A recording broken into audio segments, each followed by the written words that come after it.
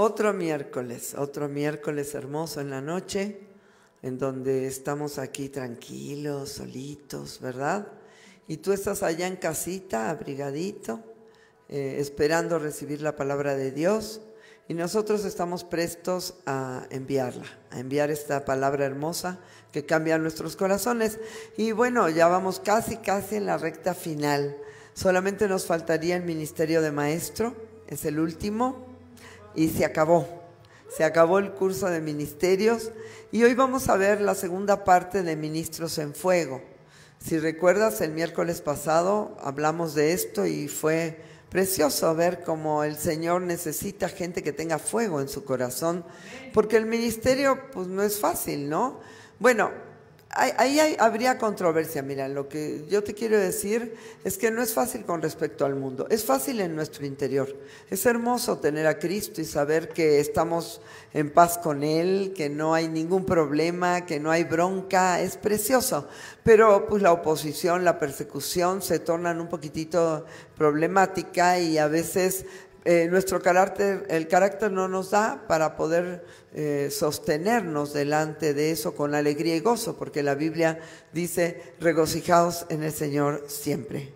Otra vez os digo, regocijaos en el Señor. Entonces es imperioso que nosotros aprendamos a regocijarnos en el Señor a pesar de todas las circunstancias.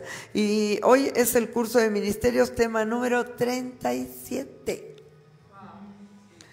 O sea que van a ser 40 por ahora, si nadie pide otra cosa, y terminamos. Oren para ver qué es lo que Dios nos pone para los miércoles, porque siempre los miércoles son un poquitito más espesos, un poco más complicados, porque hablamos un poco más de doctrina, de las cuestiones, de los detalles de la vida cristiana, ¿no? De cómo poder llegar a ser buenos ministros del Evangelio, buenos cristianos que agraden al reino. Y hoy vamos a hablar de este tema, Ministros en Fuego, es la parte número 2 y es el tema número 37. Y vamos a empezar con Levítico 6:12. El fuego encendido sobre el altar no se apagará. Ah, qué padre está esto. Sino que el sacerdote pondrá en él leña cada mañana. Fíjate qué increíble, ¿no? Porque recordemos que las cosas del Antiguo Testamento son figura de lo que había de venir. Nosotros no ponemos leña sobre ningún fuego, pero como sacerdotes y reyes, nosotros encendemos el fuego muchas veces del pueblo. Recuerden que los ministros están para gobernar la iglesia y para cubrirla, para protegerla. Entonces es nuestra obligación como ministros tener el fuego encendido en el corazón, ¿cierto? Y acomodará el holocausto sobre él y quemará sobre él las grosuras de los sacrificios de paz.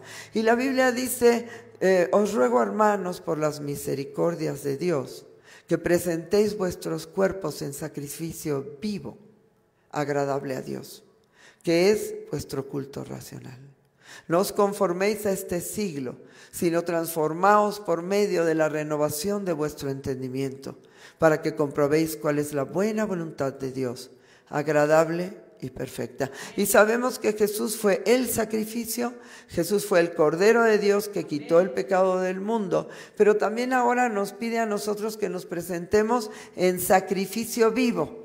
En ese altar de nuestra vida, seamos ese sacrificio vivo agradable a Dios. Dentro del plan macabro del diablo, en estos últimos tiempos veremos el uso de estrategias para enfriar a la iglesia del Señor. De hecho, conforme a la maldad va avanzando, es cada día más juzgado el criterio santo. Qué tremendo está esto, ¿no? Yo no voy a juzgar a las iglesias, yo bendigo a todas las iglesias, porque es algo que a mí no me gusta, que juzgue la gente al siervo ajeno, ¿verdad? Pero sí podemos ver que hay muchas iglesias que están quizás cerrando un poquitito el blanco, porque no están buscando el criterio santo. Son iglesias con doctrinas permisivas, doctrinas que permiten cosas que el Señor definitivamente aborrece y censura con gran severidad, ¿no? Entonces nosotros no podemos permitir en nuestras iglesias lo que Dios no permite.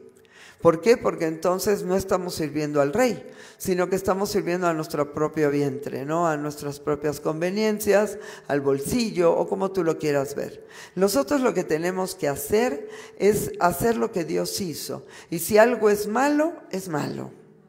Por eso el criterio santo es importante. Tenemos que saber cuál es el criterio santo, qué es lo que es agradable delante de sus ojos y qué no es agradable. Pase lo que pase, que los demás opinen lo que quieran, pero nosotros sabemos lo que tenemos que hacer. Hoy es tiempo de levantarnos y procurar un avivamiento para nuestros corazones. Y yo creo que sí, yo creo que todos los días es tiempo de levantarse y procurar un avivamiento para el corazón, porque la carne siempre va a tender a lo contrario. La carne se va a ir en pos de la corrupción, ¿verdad? Quiere sembrar corrupción, ¿para qué? Para que pueda cosechar pecado. Entonces nosotros tenemos que ir al lado contrario. Recuerda que la Biblia dice que muchos apostatarán de la fe. Y esto significa que los incrédulos negarán a Cristo. Esa es la apostasía que hace el incrédulo. También hay una apostasía, entre comillas, que puede hacer el creyente. Y es que el creyente se debilita, el creyente se aleja de la casa de Dios, el creyente deja de servir a Cristo y se va a las cosas del mundo. Y no es que se constituya enemigo de Dios conforme a lo que es la salvación, porque el creyente nunca va a poder ser enemigo de Dios con respecto a eso. Pero sí se constituye en enemigo de Dios en cuanto a que deja de honrar lo santo y se mete en lo profano, se mete en lo que no edifica. Por eso nosotros tenemos que estar muy atentos, chicos, porque hoy es el día, este es un día, este es un siglo, el año 2025. Es un tiempo donde la gente te está queriendo obligar a aceptar cosas que no son santas, que son malas. No solamente que no son santas, sino que son perversas. Y nosotros tenemos que tener mucho cuidado como cristianos de saber mantener la línea de la santidad. Este es el camino, no torcerás a la mano derecha ni tampoco voltearás a la mano izquierda. No hay forma de que nosotros podamos aceptar algo como bueno si no lo es.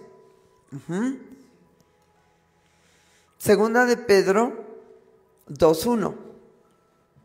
Pero hubo también falsos profetas entre el pueblo, como habrá entre vosotros falsos maestros, que introducirán encubiertamente herejías destructoras y aún negarán al Señor que los rescató, atrayendo para sí mismos destrucción repentina, ¿no? O sea, el hecho de que tú empieces a promover herejías destructoras no es solamente hacia la gente, eso te va a destruir a ti, porque de la abundancia del corazón habla la boca, y finalmente tú lo vas a creer, tú vas a creer que eso es así, ¿no? Van empujándote tanto te dicen que eres un fanático, que eres que tienes fobia por las cosas, ¿no? Por las cosas que tendrías que tener fobia, porque son malas, ¿no?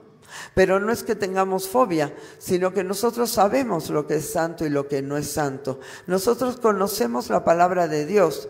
Y si la palabra de Dios a mí me dice que algo es malo, es malo. Le guste a quien le guste y le disguste a quien le disguste. Perdónenme, pero esto es así. Mateo 24, 10 al 12. Muchos tropezarán, entonces se entregarán unos a otros, y unos a otros se aborrecerán.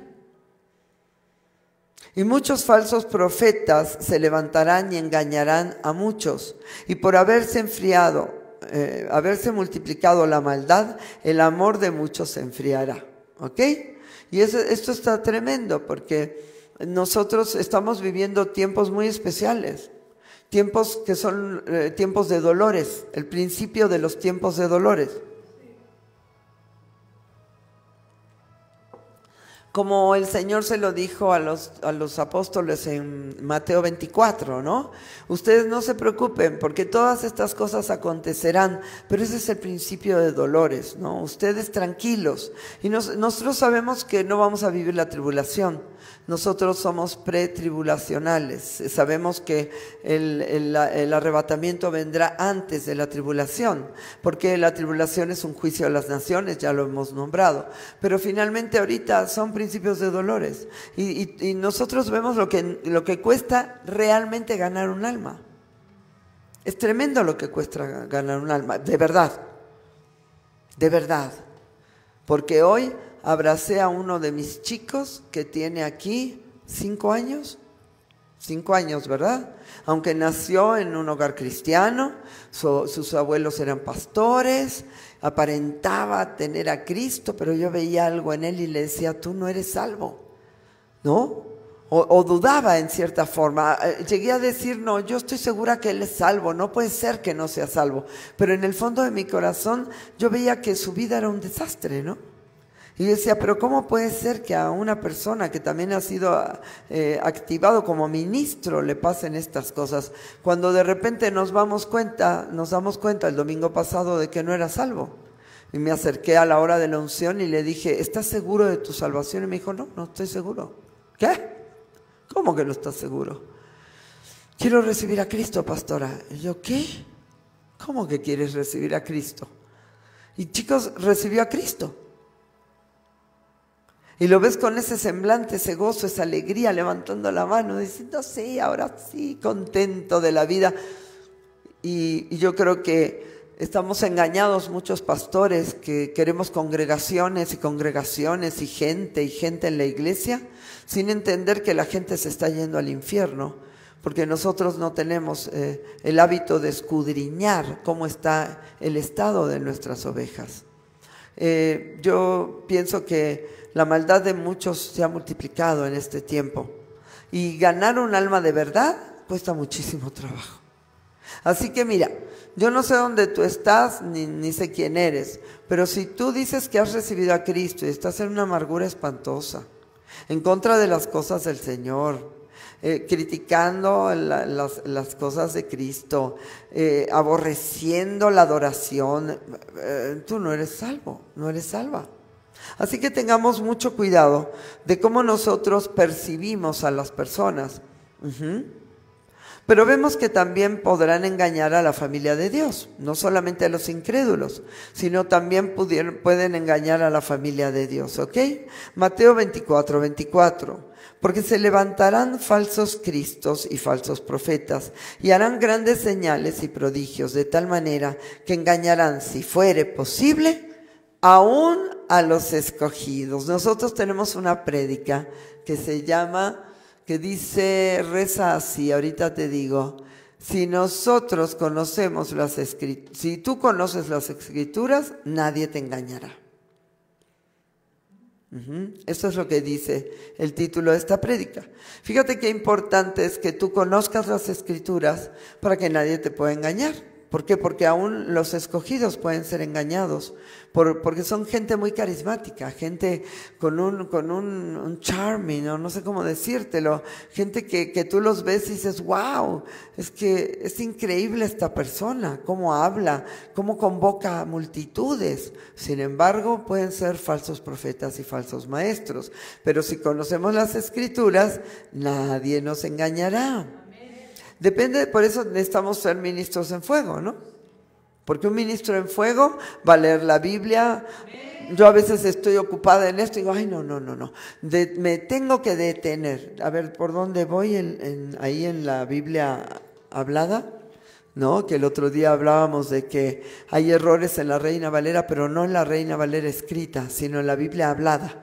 Deberíamos hablar a la aplicación para que pudieran cambiar algunas palabras que las están hablando mal, ¿no? Pero yo me detengo y digo, no, yo tengo que escuchar la Biblia. No, yo no puedo seguir adelante. No, Señor, yo necesito escucharte. Ubícame, muéstrame quién soy, muéstrame quién eres tú. Ubícame y yo luego sigo. Depende de nosotros el buscar a Cristo en oración con todo nuestro corazón, todas nuestras fuerzas y toda nuestra alma, que podamos arder para Él. Tenemos que ser ministros en fuego, ¿verdad? Hechos 2, 1 al 4. Cuando llegó el día de Pentecostés, estaban todos unánimes juntos, y de repente vino del cielo un estruendo como de un viento recio que soplaba, el cual llenó toda la casa donde estaban sentados. Y se les aparecieron lenguas repartidas como de fuego, asentándose sobre cada uno de ellos, y fueron todos llenos del Espíritu Santo, y comenzaron a hablar en otras lenguas según el Espíritu les daba que hablasen. ¿Ok? Esto está increíble, ¿no? Porque Jesús asciende, lo ven subir, ¿no? Y les dice: toda potestad me es dada en el cielo y en la tierra, y de hacer discípulos a todas las naciones, bautizándolos en el nombre del Padre, del Hijo y del Espíritu Santo. Yo estaré con vosotros hasta el fin. Y se va. Where are you, Christ? ¿Dónde estás, Señor? ¿Por qué te fuiste? No te vayas. Entonces envía a Él en la esperanza, la promesa del Consolador. Entonces estas personas, deseando tener ese fuego en el corazón, se meten en ese aposento alto, ¿no? Y empiezan a orar y a orar y a orar y a orar y a orar y a orar, hasta que en determinado momento descienden lenguas de fuego y el Espíritu Santo viene a morar a la tierra, así en nuestros corazones. ¿Ok? Entonces es increíble, ¿no? Que ellos hablaban nuevas lenguas, decían: pero estos que hablan el idioma que nosotros tenemos, ¿están borrachos?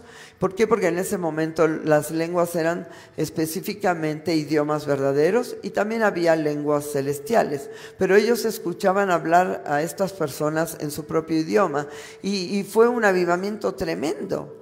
Imagínate, 8,000 personas fueron ganadas por Pedro después de esto, y lo hemos visto.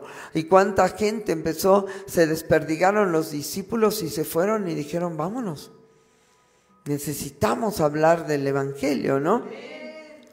Hay varias cosas que el enemigo puede usar para traer distractores y enfriar nuestro corazón. 1, la preocupación. Todos sabemos que preocuparnos es pecado, puesto que si confiamos en el cuidado del Señor, no tendríamos por qué estar afanados.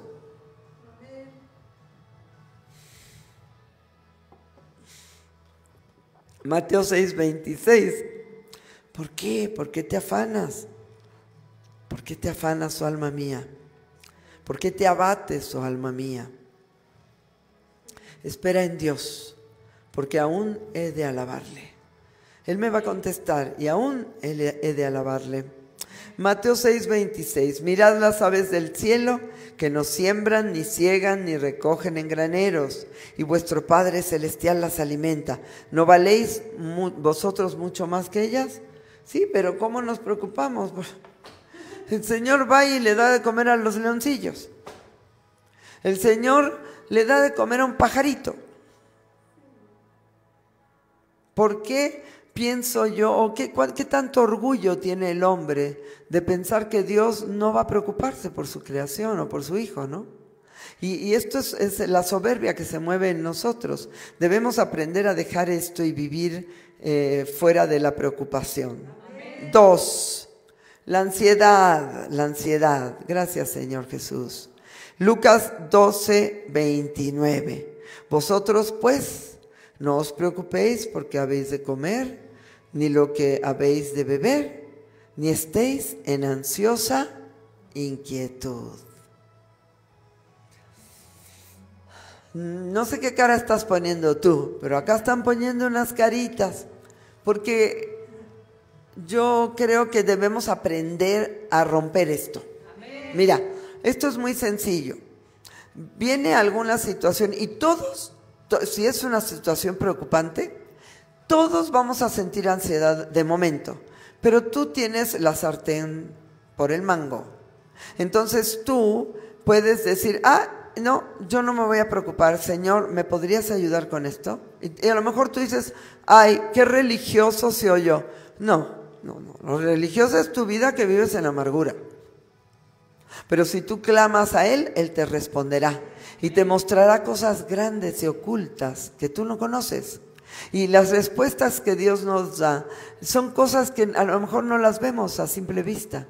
Por eso dice, te mostraré cosas grandes y ocultas. Ahí está la respuesta, pero tú no la tienes porque estás afanado.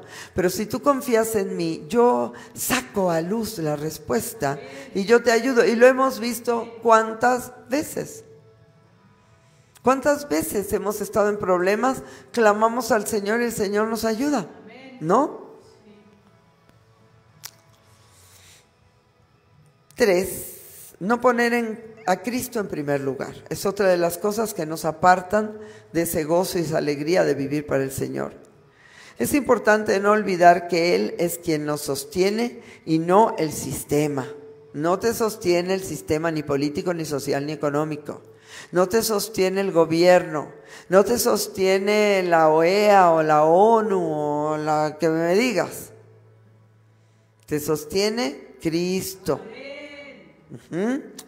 Puestos los ojos en Jesús, puestos los ojos en Jesús.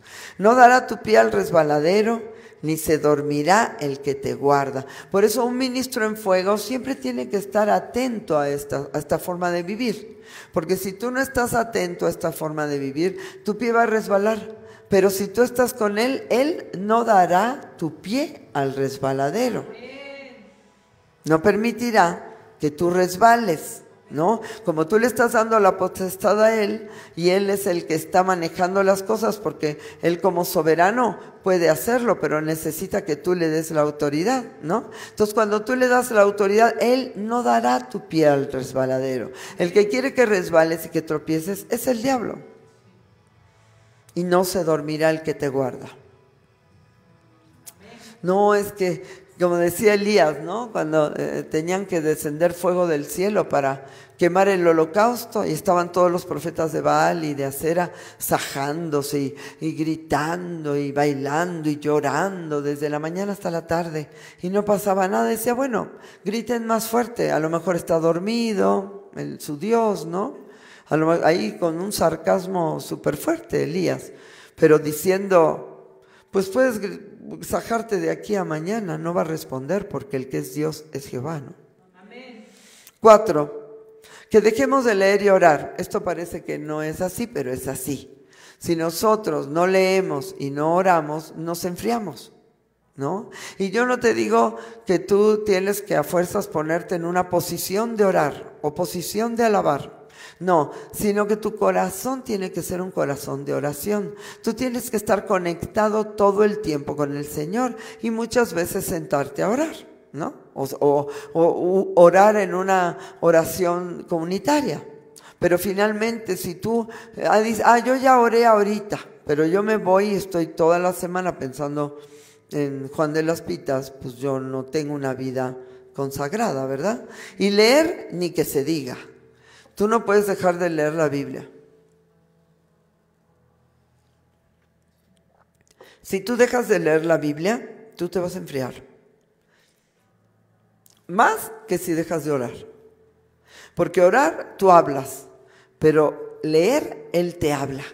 Él hace que tú escuches la bendita palabra de Dios. Entonces yo a veces puedo dejar de orar porque estoy apurada. No, pero yo no puedo dejar de leer la Biblia. Yo no puedo dejar de recibir de su Santo Espíritu lo que yo necesito para fortalecer mi vida en ese día. Y aún a veces el orar rompe toda mi aflicción, rompe toda mi ansiedad. Y digo, wow, no hay bronca, estoy en manos del mejor. Jeremías 29:13. Y me buscaréis y me hallaréis, porque me buscaréis de todo vuestro corazón. Y buscarlo de todo tu corazón, yo creo que implica una purificación de tu corazón, ¿no?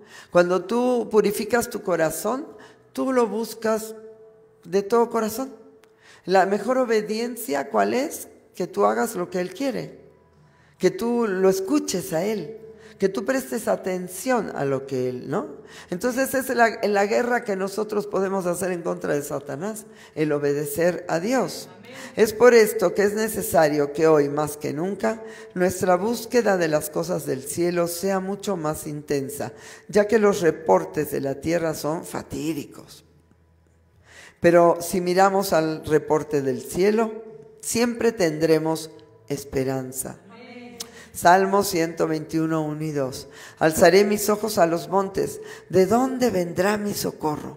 Mi socorro viene de Jehová, que hizo los cielos y la tierra. La Biblia nos habla de estos últimos tiempos, pues todos sabemos que falta poco, falta muy poco. Como tiempos de grandes problemas, y lo nombra como el principio de dolores, donde sabemos que muchos sufrirán. Segunda de Timoteo 3:13. Mas los malos hombres y los engañadores irán de mal en peor, engañando y siendo engañados.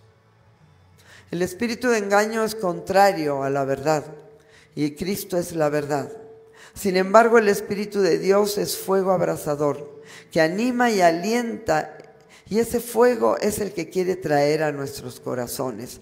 Apocalipsis 4:5. Y del trono salían relámpagos y truenos y voces, y delante del trono ardían 7 lámparas de fuego, las cuales son los 7 espíritus de Dios. Isaías 11:2. Y reposará sobre él espíritu de Jehová, espíritu de sabiduría, de inteligencia, espíritu de consejo y de poder, espíritu de conocimiento y de temor de Jehová. Isaías 11:2, ¿ok? Mateo 3:11. Yo a la verdad os bautizo en agua, y ya lo hemos visto, ¿no? El que te puede bautizar en fuego es el Señor Jesús. El que puede poner fuego en tu corazón es el Señor Jesús. ¿Sabes por qué? Porque la revelación trae fuego.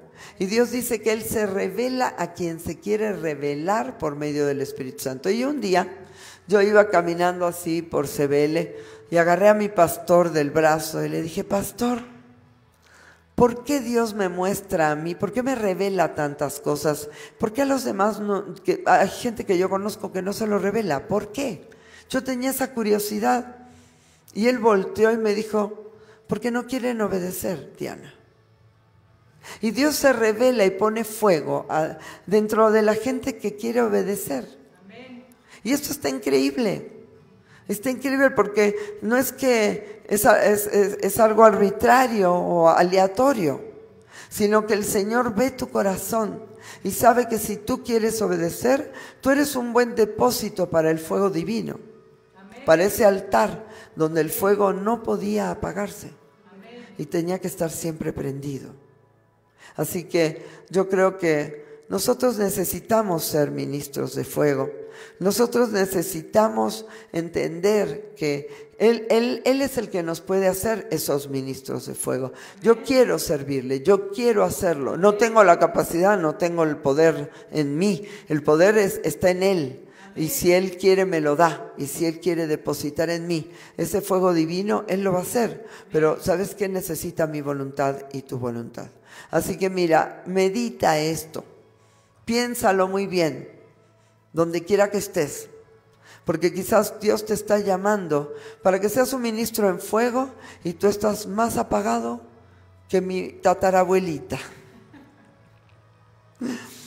Así que yo creo que es importante que pensemos cuáles son las cosas que valen la pena. ¿Qué es lo que vale la pena? Solo Jesús vale la pena. Solo vivir para Él vale la pena.